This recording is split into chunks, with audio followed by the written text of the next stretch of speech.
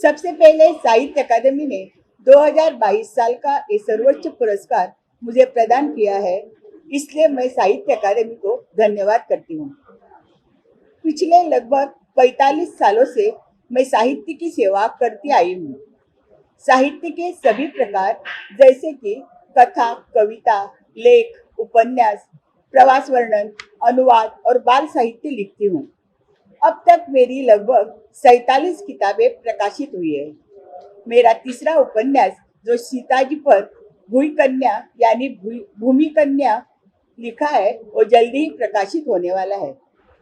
इसके अलावा मेरी और बहुत सारी किताबें प्रकाशित होने वाली है। कुछ अनुवाद प्रोजेक्ट पर भी मैंने लेखक साथियों के साथ काम किया है, जैसे कि कर्नाटक के बसव समिति की वचने, ऋग्वेद और बाइबल, कोंकणी विश्वकोश और मराठी कोंकणी शब्दकोश में भी मैंने योगदान दिया है। अब मेरा पुरस्कार प्राप्त उपन्यास के बारे में थोड़ा सा बताती हूँ। अमृतवेल ये मेरा पहला उपन्यास है। अमृतवेल का मतलब है अच्छा समय, ब्राह्म मुहूर्त। इस उपन्यास की नायिका विधवा सीताबाई अपने जीवन में बहुत संघर्ष करती है और आखिर उसके जीवन में उसकी पोता पोती अमृत वेला यानी अच्छा समय लाती है। इस उपन्यास में नायिका के साथ घर की अन्य औरतें भी बहुत कष्ट उठाती है, इसका भी चित्रण मैंने किया है। उस जमाने में समाज ने विद्याभ्यास यानी एजुकेशन को बहुत महत्व दिया था। उस समय आज की तरह ज्यादा पाठशालाएं नहीं थी, जो भी थी वो पोर्तुगीज में थी। उसमें ज्यादातर बड़े घर के बच्चे ही पढ़ते थे। कुछ जमींदार जिन्हें गोवा में भाटकार कहा जाता है, वे अपने घर में महाराष्ट्र से या बेलगावी से मास्टर जी को बुलवाकर अपने घर में रखते थे और मास्टर जी उनके घर के और आस पड़ोस के बच्चों को भी पढ़ाते थे।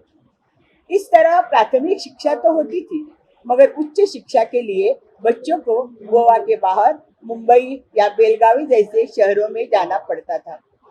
मेरे इस उपन्यास की नायिका सीताबाई को लगता है उनका बेटा भी पढ़ लिख कर बड़ा आदमी बन जाए, पर उनका बेटा पढ़ाई के बजाय स्वातंत्र संग्राम में भाग लेता है, जमींदारी के कामों में अच्छी तरह से काम संभालता है। सीताबाई अपने मीठे स्वभाव से घर के लोगों का, ज्यादातर औरतों का मन जीतती है।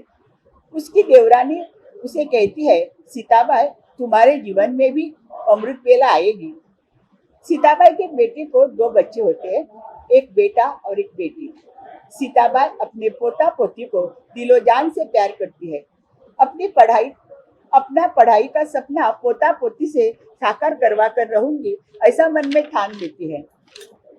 बच्चे भी बड़े होशियार होते हैं। उनके पढ़ाई के लिए वो गांव छोड़ के शहर में रहने के लिए आती है, जहां उन्हें बहुत बड़ा जीवन संघर्ष करना पड़ता है। खाने पीने की दिक्कत होती है। तब सीताबाई गोजड़ी यानी पुरानी साड़ियां जोड़कर रजाई बनवाने का काम शुरू कर देती है। उसी पैसों से वो पोता पोती को पढ़ाती है। पोता ग्रेजुएट होकर बैंक में काम करता है, तो पोती डॉक्टर बनने का सपना देखती है। यह जानकर सीताबाई बहुत खुश होती है।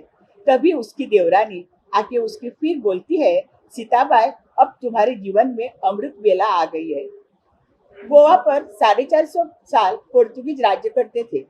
उन्होंने कोंकणी भाषा को नष्ट करने का बहुत प्रयास किया, पर गोवा की जनता जो अपनी भाषा को नष्ट नहीं होने दिया, साहित्य रचना बंद नहीं की। इस प्रदेश में कोंकणी व्यक्ति जहाँ गोवा के बाहर जहाँ कहीं गई है, उन्होंने वहाँ की लिपि, वहाँ की भाषा, इसमें अपना साहित्य रचना कर दी।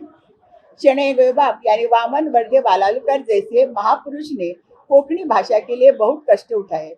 उसका ही नतीजा है गोवा स्वतंत्र होने के बाद कोंकणी भाषा पूरी तरह से उभरने लगी है।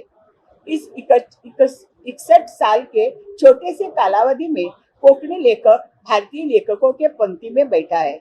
एक सरस्वती सम्मान, 2 ज्ञानपीठ पुरस्कार से सम्मानित होकर कोंकणी भाषा अपना सीना तान कर खड़ी है।